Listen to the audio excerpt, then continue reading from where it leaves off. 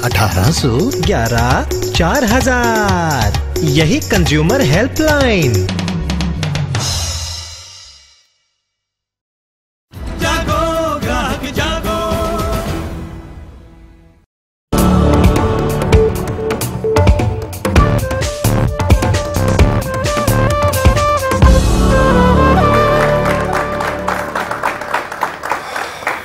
नमस्कार, यह money month. मैं हूं पंकज पचौरी। आज हम बात करेंगे हेल्पलाइन की, जिसकी जरूरत आपको तब पड़ती है जब आपको कोई सामान या सेवा जिससे आपको शिकायत होती है और आप उसकी शिकायत कहीं पर करना चाहते हैं।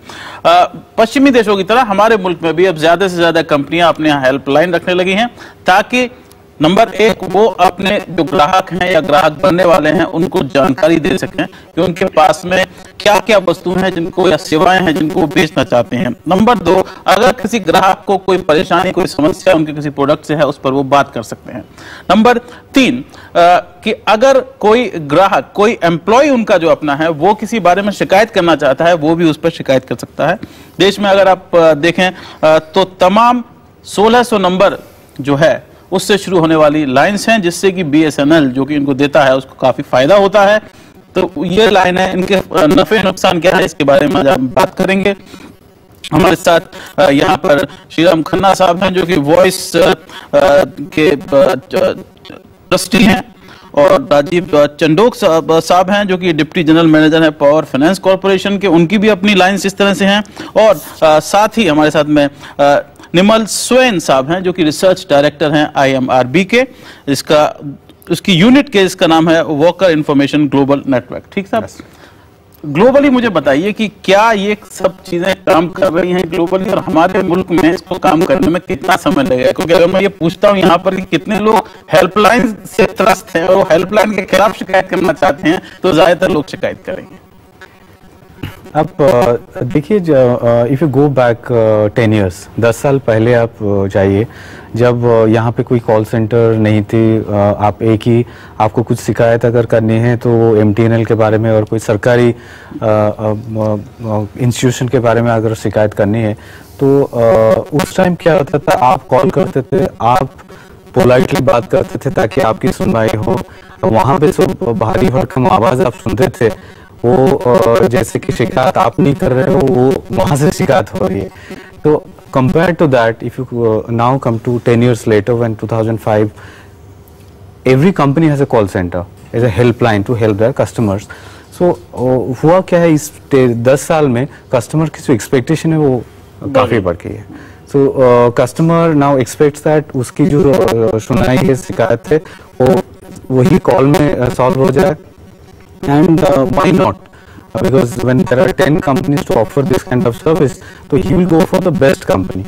So I think that has changed the whole perspective, and it has started in let's say internationally some time before, but India is following. I mean, बिल्कुल एकदम उसके पीछे, उसके साथ साथ चल रहा है हिंदुस्तान। लेकिन जरा नफा नुकसान देख लेते हैं, क्या है हेल्पलाइंस के नफे, क्या है नुकसान क्या है। फायदे जो है ये है कि 24 घंटे आपको उपलब्ध है। आप दफ्तर में अगर बिजी हैं, दफ्तर के बाद आप जा सकते हैं, कॉल करके आप अपनी शिकायत दर्ज कर सकते हैं, या जो आपको इन्फॉर्मेशन चाहिए वो मिल सकती है। दूसरा ये है कि ज्यादातर जो हेल्पलाइन होती है वो फ्री होती है, मुफ्त सेवा होती है, तो आपको पैसे खर्च नहीं करने पड़ते। तीसरा ये है कि ज्यादातर पर आपको ये भी मिल जाता है कि लोग हिंदी में या अंग्रेजी में या आपकी जो प्रादेशिक भाषा है उसमें बात कर सकते हैं। और एक और बात इसमें यह है कि आप शिकायत कर सकते हैं, और आपको शिकायत करने के साथ में अपनी जो पहचान है, आइडेंटिटी है, वो रिवील नहीं करनी पड़ती। इसका बहुत बड़ा फायदा है। और एक और इसका जो मुद्दा है वो ये है कि जानकारी अगर आपको किसी चीज की लेनी है, किससे इंटरेक्ट नहीं करना है, तो एक वॉइस मेल से आप जानकारी ले सकते हैं कि आपकी फ्लाइट है वो लेट है, आपकी गाड़ी है वो लेट है, या आपको किस किस तरह का प्लान अगर कोई चाहिए, कुछ खरीदना है, तो वो कहाँ आपको मिल सकता है। अब इसके नुकसान देखिए। एक तो इसकी लागत जो होती है हमारे मुल्क में, जहां पर जो मजदूर हैं उनको आपको कम पैसे देने पड़ते हैं, लेकिन अगर आपको सिस्टम चाहिए ऑटोमेटेड, उसमें ज्यादा पैसे आपके लग सकते हैं। दूसरा, समय जो है प्रोसेस करने में वो ज्यादा आपको लग सकता है, क्योंकि एक व्यक्ति वहां पर नहीं बैठा हुआ। तीसरा, ये एक बड़े पर्सनल नहीं है, व्यक्तिगत नहीं है, आप किसी व्यक्ति से बात नहीं करते, कभी कभी आप सिर्फ मशीन से बात करते हैं, जिससे कि आपको और झुंझलाहट होती है और आपकी समस्या जो है वो और बढ़ जाती है। चौथा, होक्स कॉल्स जो है हमारे मुल्क में या दुनिया में कहीं पर वो ज्यादा इसमें हो सकती हैं। लोग गलत सलत जो है वो चीजें टेप करवा सकते हैं या उसकी जानकारी दे सकते हैं। पुलिस को इससे बहुत समस्या है, लोगों को गिरफ्तार किया जा चुका है जिन लोगों ने होक्स कॉल्स की हैं। और सबसे बड़ी बात यह है कि लोगों को ये लगता है कि जब वो हेल्पलाइन से बात करते हैं उसके बाद में उनको ये नहीं मालूम पड़ता कि उससे आगे उनको क्या कदम उठाना है, उसके आगे उनकी सुनवाई कहां पर होगी। क्या आपको लगता है आपकी खुद की अपनी हेल्पलाइन है और उसमें लगातार शिकायतों की संख्या में देख रहा था, आपके जो डेटा है वो लगातार बढ़ती जा रही है हर महीने। आप कितने संतुष्ट हैं बाकी हेल्पलाइन से, क्योंकि आप अपनी हेल्पलाइन को वहां ले जाते हैं? जो जिस हेल्पलाइन की आप बात कर रहे हो वो तो पब्लिक की दुखती रग की हेल्पलाइन है कि भी किसी को तकलीफ हो रही है, बोलो जी मैं क्या करूं, ये कंपनी करोड़पति कंपनी मेरी सुन नहीं रही है बात, तो वही दुखी आत्मा कॉल करती है। कोई सुखी आदमी जो सेटिस्फाइड हो किसी कंपनी से वो वहां कॉल नहीं करता है, ठीक है। तो वो बता दीजिए मैं क्या करूं, तो फिर उसको बताना पड़ता है कि भाई इस कंपनी में इसका ऑफिस दिल्ली में यहाँ पर है, इसका टेलीफोन नंबर फैक्स नंबर ये है, इसके कस्टमर केयर मैनेजर का नाम ये है, इससे बात करो आप, वो नहीं करे तो उसके बॉस से बात करो, वो नहीं करे तो जो ऑल इंडिया लेवल का है बात करो। और फिर भी कुछ ना हो तो सेकंड टायर में जैसे इंश्योरेंस इंडस्ट्री में ऑम्बुड्समैन है, बैंकिंग में ऑम्बुड्समैन है, एमआरपी के लिए रेगुलेटर्स हैं, गवर्नमेंट ऑफिसर्स हैं, उनको शिकायत करो। चैम्बर ऑफ कॉमर्स को बोलो बदनाम करने के लिए कि देखो आपका चैम्बर ऑफ कॉमर्स का जो मेंबर है ऐसे बिहेव कर रहा है, और फिर भी नहीं तो कौन से जिले की कचहरी है जिसमें आप इस पर मुकदमा कर सकते हो, ये हम बता देते हैं। हमारा काम जो है वो कृष्ण वाला काम है, सारथी हैं हम।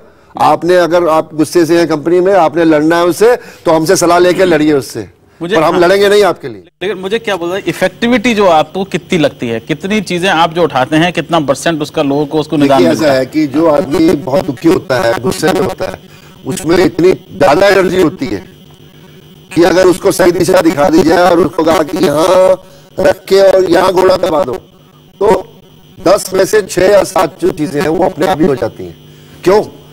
क्योंकि जो कंपनी सोचती है ये उपभोक्ता है, ये 2-3 दिन दुखी होकर चुप हो जाएगा, उसके बाद ये भूल जाएगा। और होता भी यही है, गुस्से में कुछ हो जाए, चिट्ठी लिखी जाए, टेलीफोन करा जाए, उसके बाद दुनिया में और भी कम है मोहब्बत के सिवा।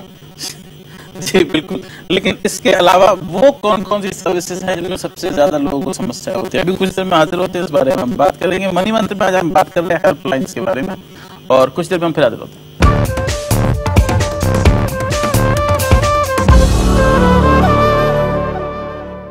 सवाल पूछो, दिशा पाएगा इंडिया। सवाल पूछो क्योंकि जवाब पाना हक है हमारा, ताकि ताकत के नशे में कुछ लोग अपनी जिम्मेदारियां ना भूल जाएं, क्योंकि पूछने से ही बढ़ती है जवाबदेही। सवाल पूछो, क्योंकि हम पूछेंगे नहीं तो कभी नहीं जान पाएंगे कि सही रास्ता किधर है और मंजिल किधर। ताकि देश के फैसलों और हमारे बीच दूरी कम हो, ताकि हौसले बुझ न जाएं, सवाल पूछो, क्योंकि हमें आने वाले कल को जवाब देना है। दिशा देना चाहते हैं हम, इसलिए सच दिखाते हैं हम। शुरुआत तो करो, बदलेगा इंडिया। NDTV इंडिया, खबर वही जो सच दिखाए।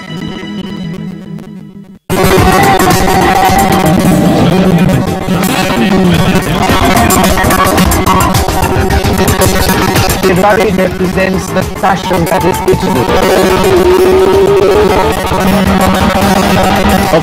Ferrari Summer, Sunday night at 8:30 on NDTV Profit. Ferrari Summer, presented by Speed, the high-performance petrol from Bharat Petroleum, in association with AMD.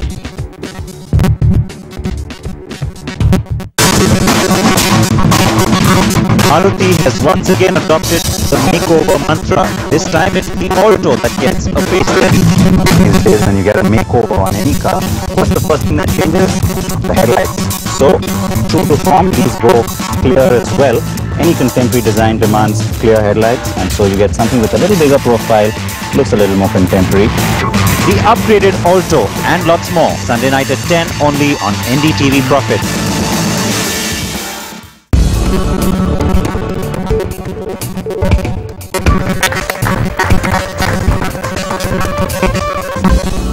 मनीमंथ में आज हम बात कर रहे हैं हेल्पलाइन के बारे में। क्या हेल्पलाइन से वास्तव में लोगों की मदद होती है, या ये सिर्फ जैसा कि खन्ना साहब ने कहा, लोगों के जो एक गुबार होता है गुस्से का, उसको निकालने का एक अच्छा तरीका है? दिल्ली शहर में जब से विद्युत का निजीकरण हुआ है, विद्युत डिस्ट्रीब्यूशन का निजीकरण हुआ है, BSES ने इसको अपने हाथों में लिया है। स्थिति ये आ गई है कि मुख्यमंत्री को खुद रिलायंस एनर्जी के प्रमुख अनिल अंबानी को चिट्ठी लिखकर कहना पड़ा कि हमारे पास आपकी बहुत शिकायतें आ रही हैं। आप समझ सकते हैं कि जब एक मुख्यमंत्री को चिट्ठी लिखनी पड़े एक चेयरमैन को, कंपनी के को, सिर्फ इसके लिए, तो आप स्थिति क्या है। उसके बाद में BSES ने बाकायदा प्रेस रिलीज जारी की। उनका ये कहना है कि उन्होंने एक जो सर्विस होती है रिकॉर्डेड हेल्पलाइन वो शुरू कर दी है। 23 लाख उनके इस शहर में उनके ग्राहक हैं, और उसके लिए उनके पास में 8, जी हाँ, उनके पास में 8 लाइन है। उनकी प्रेस रिलीज ये कहती है कि हमने अपनी लाइनों को दुगना कर दिया है, पहले सिर्फ 4 थी, इससे उसका निदान हो जाएगा। इसके बावजूद भारतीय जनता पार्टी इसके बाद भी उसने ये बाकायदा मुहिम चलाने की कोशिश वो कर रही है कि बिजली की समस्या है वो इस शहर में, देश की राजधानी में और बेहतर हो। समस्या यहाँ पर है। हमारे साथ में राजीव चंडोक साहब हैं। मैं आपसे इस बारे में बात करना चाहूंगा कि क्या आपको लगता है कि पूरा जो सिस्टम है शिकायत करने का और उसका निदान करने का, ये कोलैप्स कर गया है? देखिए, हमारे यहाँ जो सिस्टम है कॉपी करने का, हमने एक कॉन्सेप्ट को कॉपी कर लिया, बट उसकी इम्प्लीमेंटेशन नहीं हो रही। अब आपने जैसे BSES का जिक्र किया, सवाल है कि what is the purpose of helpline. Helpline का पर्पस है कि अपने कंज्यूमर्स की प्रॉब्लम को समझना, उसको आगे फॉरवर्ड करना और उसका एक सॉल्यूशन निकालना। अब यहाँ पर क्या है कि हेल्पलाइन में अगर कोई प्रॉब्लम आ रही है तो इसका मतलब प्रॉब्लम एक तो हेल्पलाइन के लेवल पे हो सकती है, और दूसरा इंटरेस्ट जो ऑपरेशनल प्रॉब्लम हो सकती है। अब BSES का जो हेल्पलाइन का जो एजेंसी है सो कॉल्ड, मुझे तो ऐसा लगता है कि उनके communication skills are very poor, they are just matriculate, they do not have any information on what is going on. आप उनको कंप्लेंट करिए तो आपको जवाब मिलेगा जी अभी आपका कुछ काम हो रहा है, अभी हो रहा है, 2 घंटे लगेंगे। They have no system of communicating which other. उन्होंने एक बस एक ताम झाम सा खड़ा कर दिया, उसका कोई पर्पज नहीं है, क्योंकि इसके अंडरलाइंग जो प्रॉब्लम है जब तक उसका हल नहीं हो निकलेगा, ये सिर्फ दिखावा है। द बेसिक प्रॉब्लम इज कि unless we improve from the root, so this is of course communication skill, those are relevant, because कई दफा तो ऐसे बदतमीजी से बात करते हैं, और एक काफी हेल्पलाइन तो बैंक्स की एक एडवर्टाइजमेंट का जरिया बन गया है। आपको कस्टमर एग्जीक्यूटिव से बात करनी है, आपकी 15 मिनट तक कॉल चल रही है और वो अपने प्रोडक्ट के बारे में ये बताया जा रहा है, आपको ये नहीं बताया कौन सा बटन दबाना है कस्टमर एग्जीक्यूटिव के पास जाने के लिए। तो ये बहुत बड़ी समस्या है। तो बेसिक इसमें समस्या ये भी है कि हेल्पलाइन जो है वो आपका सिर्फ कम्युनिकेशन का है। अगर आपका प्रोडक्ट ही गड़बड़ है तो हेल्पलाइन आपका फायदा उसमें नहीं कर सकती। अगर BSES जो है वो बिजली टाइम पे नहीं देता है या फॉल्ट्स हैं, तो हेल्पलाइन आप कितनी भी अच्छी करें, कितनी भी अच्छी आवाज में बोलें, कितनी भी अच्छी रिकॉर्डिंग करें, उससे असर नहीं पड़ेगा। मेरे ख्याल से हमने ज़्यादातर मार्केट रिसर्च में वही सर्वे करते हैं, एंड अक्सर ये देखने को मिलता है कि जो एग्जीक्यूटिव वहाँ पे बैठ के कस्टमर्स को फेस करता है, ही इज़ नॉट एम्पावर्ड। उसके हाथ में कोई पावर नहीं है, he is only taking the complaint. और अगर उसको समाधान चाहिए कस्टमर को, तो उसके पीछे जो सिस्टम है, जो प्रोसेस है, जो सपोर्ट है, वो बिल्कुल सही सलामत काम करना चाहिए। जैसे मान लीजिए किसी के बिल में कोई प्रॉब्लम है, अगर किसी के घर में पावर की कोई कमियां हैं, तो एग्जीक्यूटिव जो है उसको ओनली वो सुनवाई लेता है, लेकिन उसके पीछे जो सपोर्ट सिस्टम है वो जब तक सही ढंग से काम नहीं करेगा तो he is not empowered, he is unable to do anything, he is only politely takes the call, he says I'm sorry sir, I can't help you, and his role ends there. If you say you can't help you, तो helpline उसका नाम क्यों रखा है? ये समस्या उसमें जो कस्टमर जो है वो वही ना कि अगर आपने कोई प्रॉब्लम रिमूव करना है तो भगवान को आप याद करिए और कहिए भगवान ठीक कर दे, पर भगवान को याद करने से प्रॉब्लम सॉल्व नहीं होगा। हर कंपनी को बैक एंड में एक सपोर्ट सिस्टम देने की जरूरत है, और वो वही कंपनी कर सकती है जिसकी कमिटमेंट है कस्टमर सर्विस की।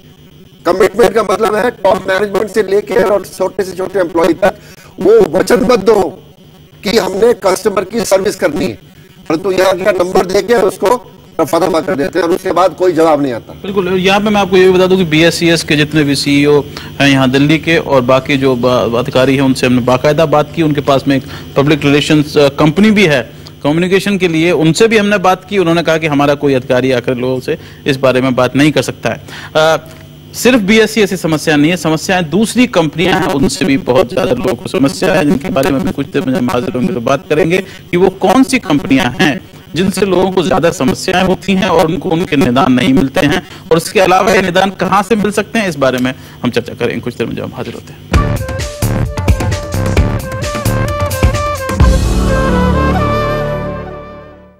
सवाल पूछो, दिशा पाएगा इंडिया। सवाल पूछो क्योंकि जवाब पाना हक है हमारा, ताकि ताकत के नशे में कुछ लोग अपनी जिम्मेदारियां ना भूल जाएं, क्योंकि पूछने से ही बढ़ती है जवाबदेही। सवाल पूछो क्योंकि हम पूछेंगे नहीं तो कभी नहीं जान पाएंगे कि सही रास्ता किधर है और मंजिल किधर, ताकि देश के फैसलों और हमारे बीच दूरी कम हो, ताकि हौसले बुझ न जाएं। सवाल पूछो क्योंकि हमें आने वाले कल को जवाब देना है, दिशा देना चाहते हैं हम, इसलिए सच दिखाते हैं हम। शुरुआत तो करो, बदलेगा इंडिया। NDTV इंडिया, खबर वही जो सच दिखाए।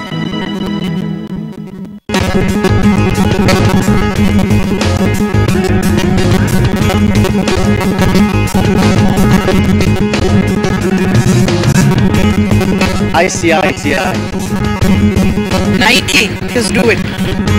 क्या आप क्लोज अप करते हैं? What's the baby's name? This is what an ad told you, and it worked. The ads that you're sold on. All about ads. Sunday night at 9:30 on NDTV Profit. All About Ads brought to you by the Indian Express, journalism of courage. The world of business in 30 minutes. The most important tax reform undertaken by Free India since 1947. Live from Mumbai. That would really upset a lot of banks who are going to the market raising capital. And Delhi. The day's top business news and market action, that's on Business Prime Time. Business Prime Time. Weeknights at 8 on NDTV Profit. Business Prime Time brought to you by the Financial Express. Intelligent, incisive, indispensable.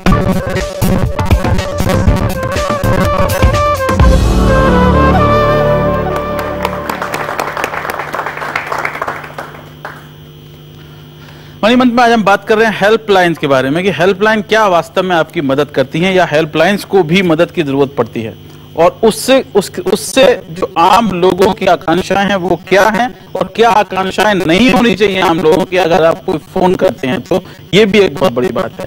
लोगों को क्या क्या जो है अपने दिमाग में नहीं सोचना चाहिए कि मैं ये कोई जादू की छड़ी नहीं है, मैं किसी को फोन कर रहा हूँ, क्योंकि जो हेल्पलाइन में कॉल सेंटर में लोग काम करते हैं वो आप जानते होंगे, तमाम लोग गुस्से में बात करते हैं, उनसे गाली गलौज करते हैं।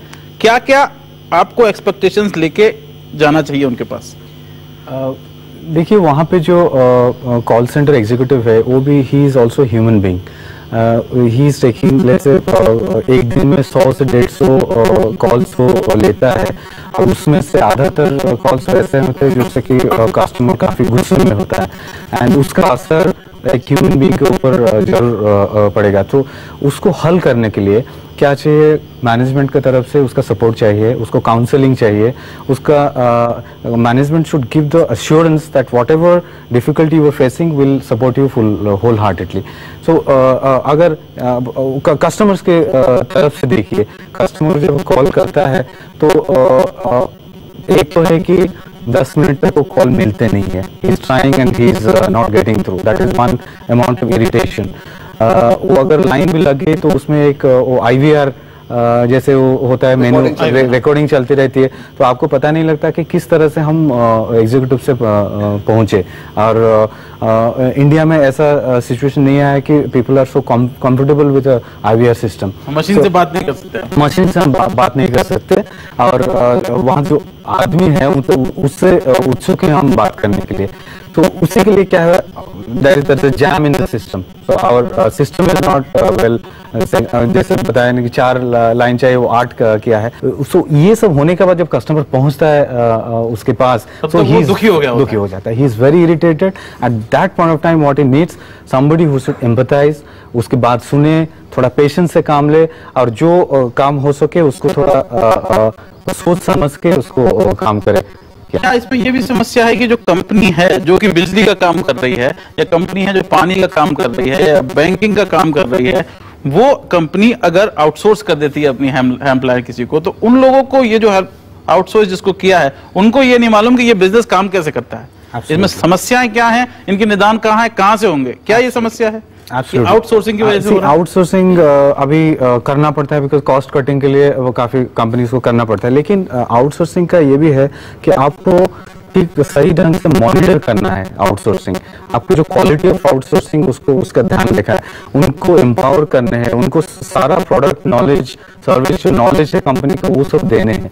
एंड ऐसा नहीं कि आप आउटसोर्स करके छोड़ दिया और जो चल रहा है उसके लिए चाहिए you should take the feedback from the customer from time to time, so whether your unit is working efficiently, so you should go back to the customer and ask whether आपने जो कॉल किया था उसका क्या हल है।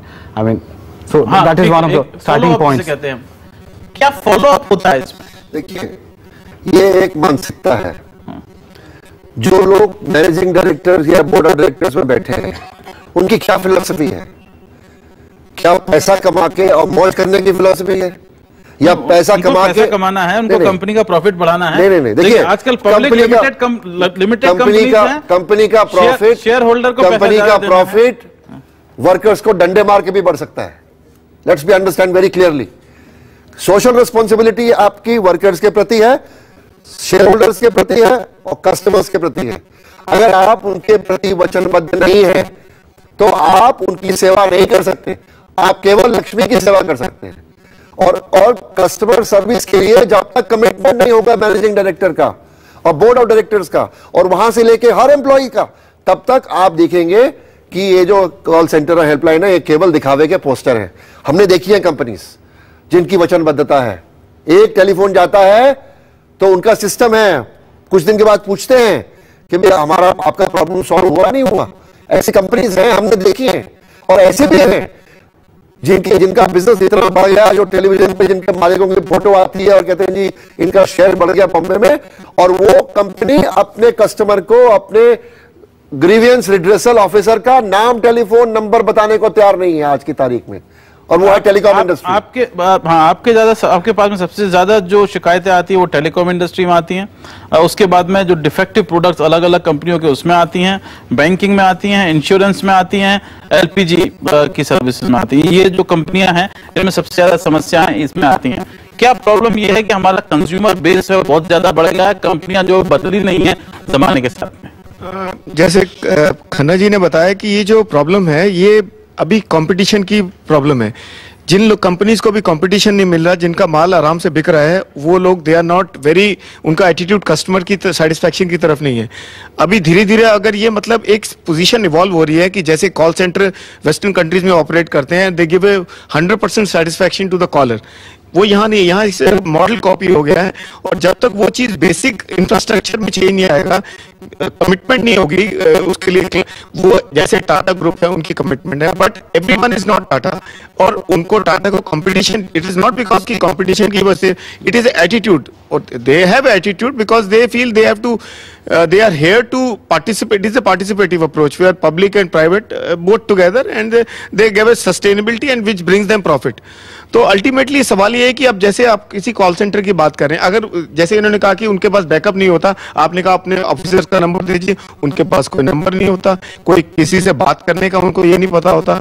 मतलब एक पूरा जो आप जो कहा कि कंपटीशन जहां पर नहीं होगा, अगर आपके पास में एक होस्टेड कंज्यूमर है तो आप सही होंगे। सबसे ज्यादा समस्या तो टेलीकॉम में है, जहां सबसे ज्यादा कंपटीशन है, वहां तो कंपटीशन की वजह से आम लोग हैं। वहां प्रॉब्लम दूसरी है कि सब एक जैसे हैं बेईमान। कोई भी कंपनी टेलीकॉम में मोबाइल की ऐसी नहीं है जो आप वो पब्लिक को बता सके कि इस शहर में ये ऑफिसर है हमारा, अगर आप कॉल सेंटर में हमारी डिससेटिस्फाइड है तो उससे आगे बात करो।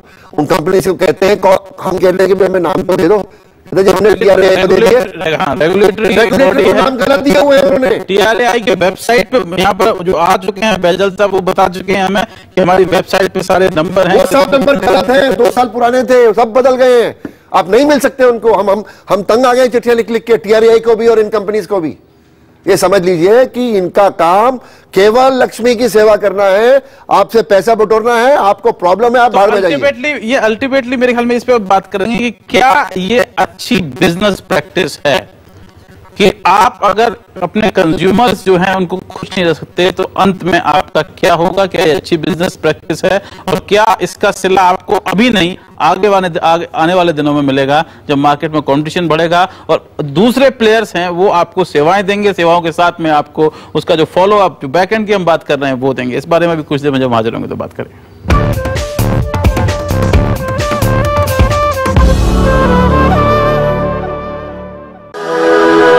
Before they become famous, before they change your life,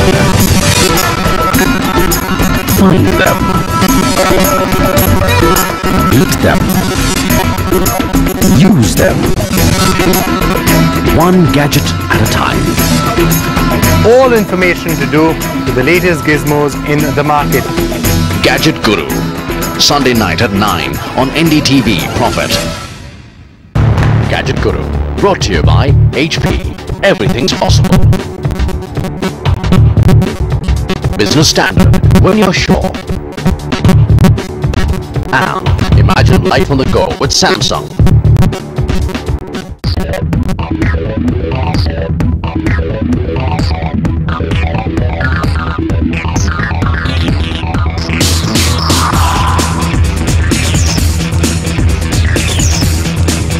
There's a product out there that's just right for you.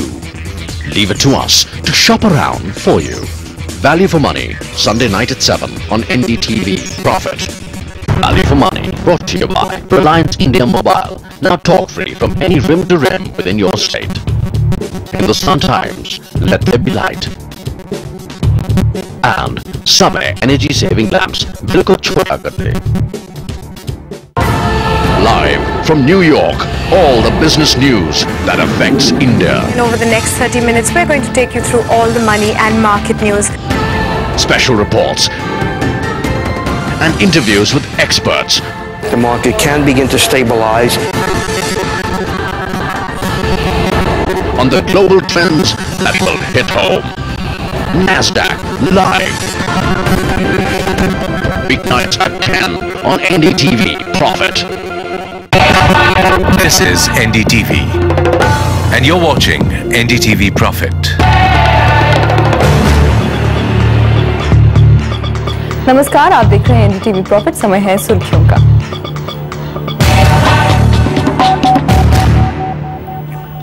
Bihar में 6 महीने के अंदर विधानसभा चुनाव होने हैं। उसमें अपराधियों के भाग लेने को रोकने के लिए चुनाव आयोग ने बिहार सरकार को आदेश दिया है कि जिन अपराधियों के खिलाफ गैर जमानती वारंट की तामील 6 महीने से ऊपर तक नहीं हुई है, उनका नाम मतदाता सूची से काट दिया जाए, क्योंकि ये तय हो चुका है कि वो उस पते पर रह नहीं रहे हैं।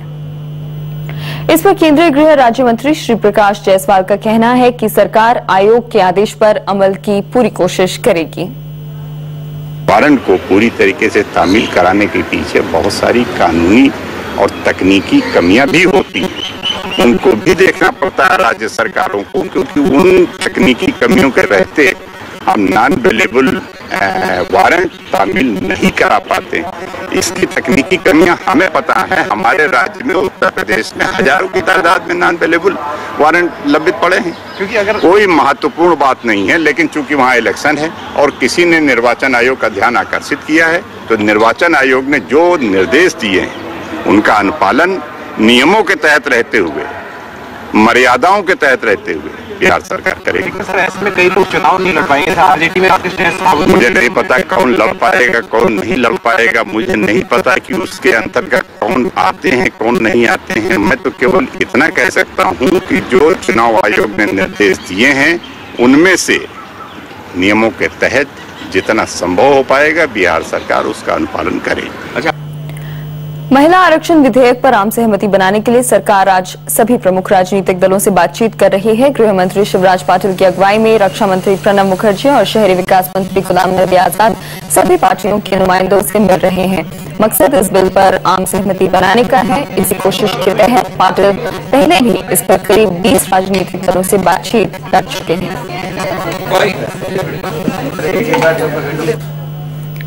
महाराष्ट्र के कई इलाकों में अब भी मूसलाधार बारिश हो रही है। नागपुर, अकोला, अमरावती, भंडारा, चंद्रपुर में बहुत तेज बारिश हो रही है। इसके कारण सभी बांध पानी से लबालब भर गए हैं और सभी जिलों में प्रशासन को चौकस कर दिया गया है। निचले हिस्सों में बाढ़ का खतरा बना हुआ है। उधर सांगली में लोगों को कुछ राहत मिली है। पानी के स्तर में गिरावट आई है। वहां पिछले कुछ दिनों में बारिश से भयंकर तबाही मची। कई हिस्से पानी में डूबे हुए हैं और राहत और बचाव कार्य चल रहा है। अब तक 1 लाख लोगों को सुरक्षित जगहों में पहुंचाया गया है।